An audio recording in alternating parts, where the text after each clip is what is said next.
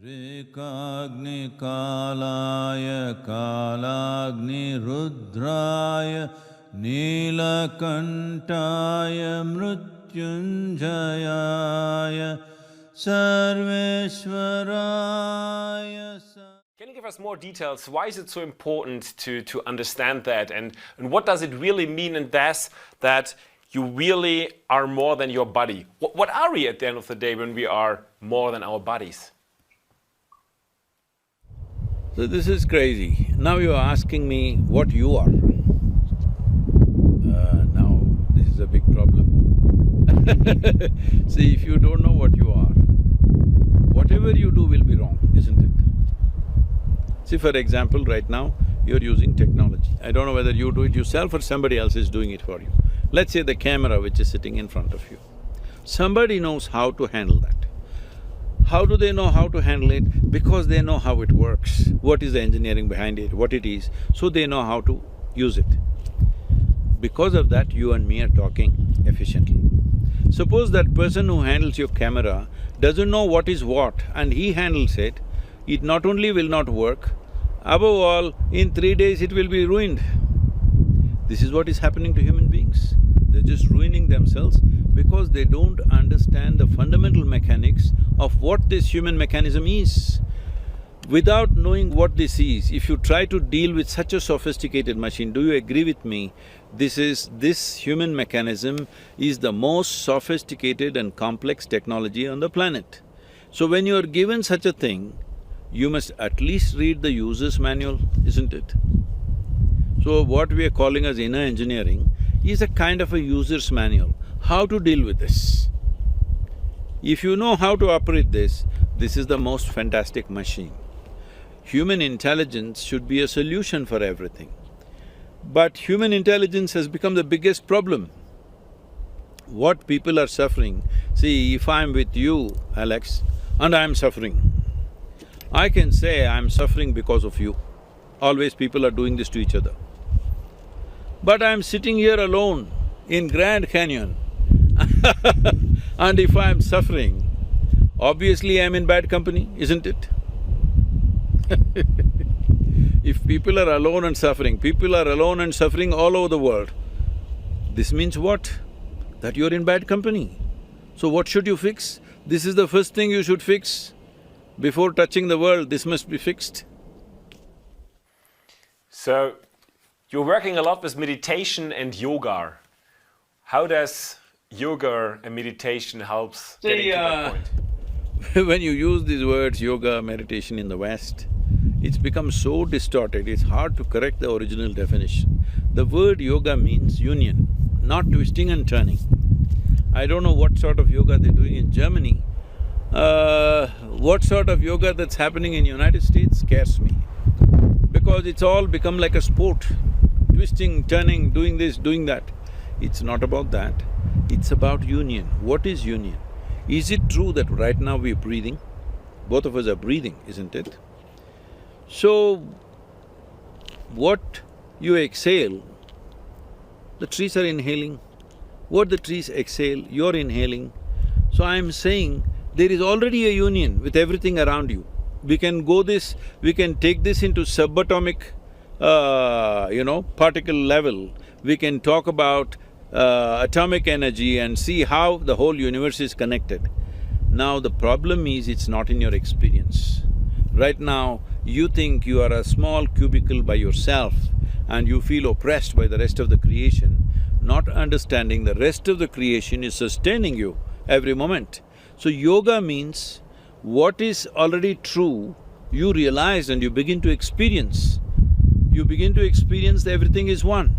I just used this simple process of breathing with trees and started a movement with which millions of trees have been planted right now, where the green cover in this particular state has gone up by 7 to 8% in the last 18 to 20 years' time, simply by people experiencing that what we exhale, the trees are inhaling, 1/2 of my breathing apparatus are actually hanging out on the tree, and it's a fact. But people don't experience it that way. When you experience everything as yourself, then you're in yoga. How you get there is up to you. Inner engineering, is a scientific methodology as to how you can remove the barriers which is not allowing you to experience that.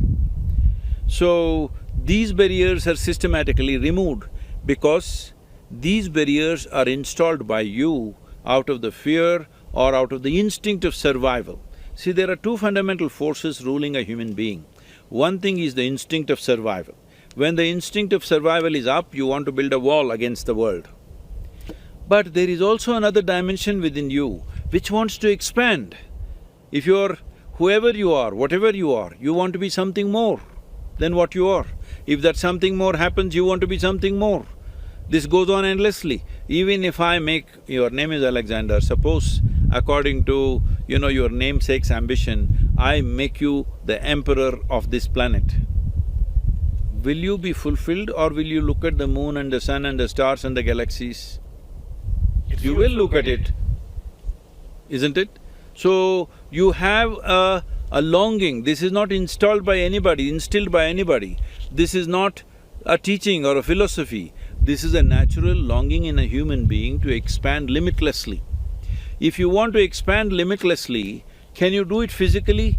If you try to do it physically, you will end up as a disaster like Alexander the Great, because half the world conquered, a miserable man, and in the end, an Indian mosquito kills him, all right? That too a female mosquito kills him because trying to physically expand will lead to a disaster. So once you understand your expansion or your desire is not about something more, it's about all. It is just that it's coming in installments in your mind. But actually, if you sit here and look at it, what would be absolutely fulfilling for you? You want to expand limitlessly. Limitlessness or boundlessness is not possible in the very nature of physical life, because physicality always happens with a defined boundary. If there is no defined boundary, there is no physical sense. So there is something within you longing to experience life beyond physical nature. Your tango with physical world is only because of the body that you have gathered, isn't it? It's only because of the body that you have gathered, you have a certain relationship with the physical world. Otherwise, you have no relationship with the physical world. So, physical body is very necessary to walk this planet, but it is your vehicle. It is like you got into your BMW. I'm using the word BMW because these are the three traps: body, mind and the world. You get involved and entangled in this. You drove your BMW, but somewhere you want to get out of the car, isn't it? You don't want to live in the car for the rest of your life. As a vehicle, it may be a good vehicle, but when time comes, you must to get off. Right now, that ability you have given up. Inner engineering is a process to give you this, that if you sit here, your body is here, your mind is there, what you is little away from these two things. Once this happens, this is the end of suffering. Once there is no fear of suffering, once you're joyful by your own nature, not because of something else, only then you can truly unfold your genius. Right now, I see that human genius, human competence, human ability to do things is simply being crippled because of the fear of suffering.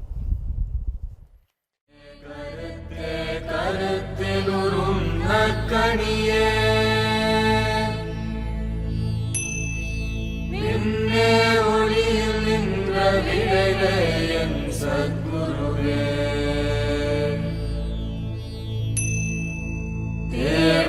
முதல் காணாத திருநடந்தந்தாண்டு கொண்டு ஏவா